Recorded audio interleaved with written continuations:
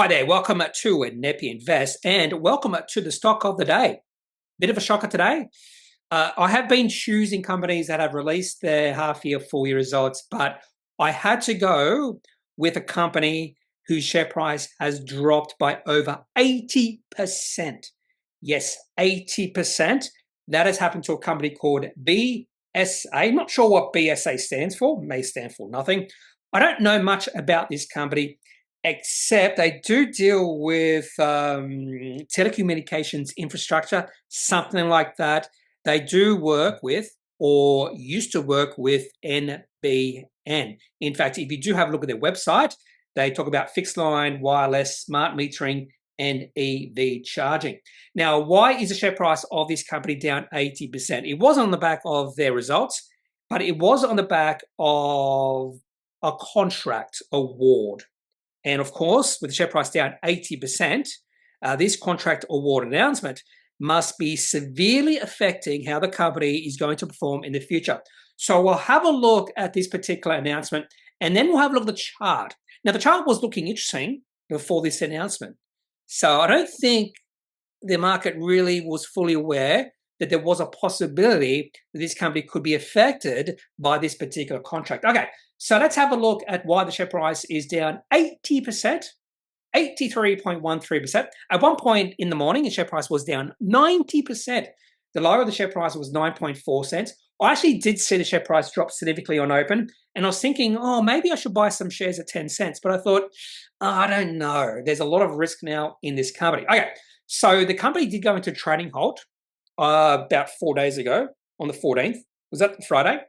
And this morning, before the market had opened and before they released the announcement, one of the directors decided to resign, and I can understand why now.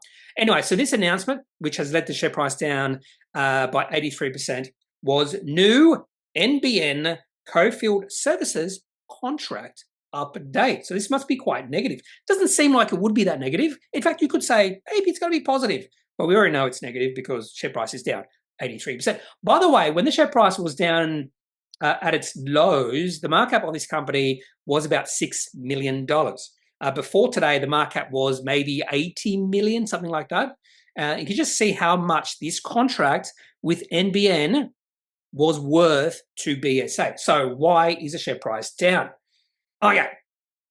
So NBN says there must have been some sort of tendering process, and NBN said to BSA that they have verbally notified the company that at this stage, I suppose that might be some important wording, but at this stage, it has not been selected as a preferred tenderer on the new NBN field services contract. So maybe one of BSA's competitors have undercut them when it comes to margins, that sort of thing. As a result of the notification, BSA believes an award to be unlikely, and steps are being taken to try and optimize its position in relation to the tender outcome. So why is this important? Well, if you go down to the third paragraph, we see why this is important, the loss of this contract. The NBN contract is a significant contract of BSA Limited, representing approximately 80% of its revenue in financial year 2024. So this company was completely reliant on NBN for their future.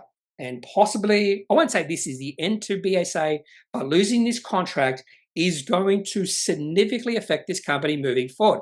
And this is a perfect example why investing in companies who are quite, don't have a very diverse customer base, client base, so very concentrated client base, it can be quite harmful. And I'm saying harmful, I'm saying a nice word there.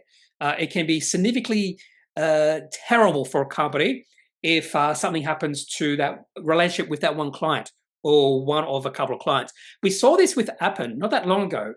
They were quite concentrated with their clients, and then was it Google or Microsoft? Someone said, "No, we don't need your services anymore," and that really negatively affected Appen. So this should show you, particularly if you want to be invested in a company for the long term, these sort of companies who are reliant on one company or one client, you have to be wary because things can go wrong. And we have seen that today with BSA and their relationship with NBN. Okay, so let's have a look at the chart for BSA. Well, this chart's going to look horrible, isn't it? Well, yeah. So, in fact, the chart before today did not go that bad. Share price was trying to move it into it was an uptrend, slowly moving up. And it seems like the market didn't really know this was in store, maybe, and the share price has collapsed. And if you have a look at the weekly chart, now, if you go back to 2022, share price of this company was about 40 cents. So well below the lows or the previous year's lows. And this could be an all-time low. And this is not the chart of a high-quality company. That's all I need to say. In fact, yeah, it looks like it's all-time lows for BSA. The market cap of this company is now down to probably about $10 million. In fact, we can look at that via market index. BSA, I'd say probably $10 to $11 million. $12.75 million is the market cap of this company. By the way, now, this company did release the Appendix 4C, so just less than 1 month ago. And if you just had a look at this Appendix 4C, you might be, I suppose you could be intrigued, because this company generated almost $80 million of receipts in 1 quarter and were operating cash flow positive by $4.3 million. So the amount of receipts in a year probably would be over $300 million, and the company is operating cash flow positive. So I think one of the reasons why market cap of this company is quite low is because of that concentrated client base, and just the possibility and the risk. If they lost that one client, then nasty things would happen to the share price and the valuation of this company. Okay, that's all I have when it comes to BSA, the stock of the day. If you have any questions, any thoughts, leave those in the comment section of this video. Otherwise, I'm not a financial advisor. If you need financial advice, make sure you seek out someone who's qualified and can speak to your own financial needs. That's it for this video. Have a good day. Bye.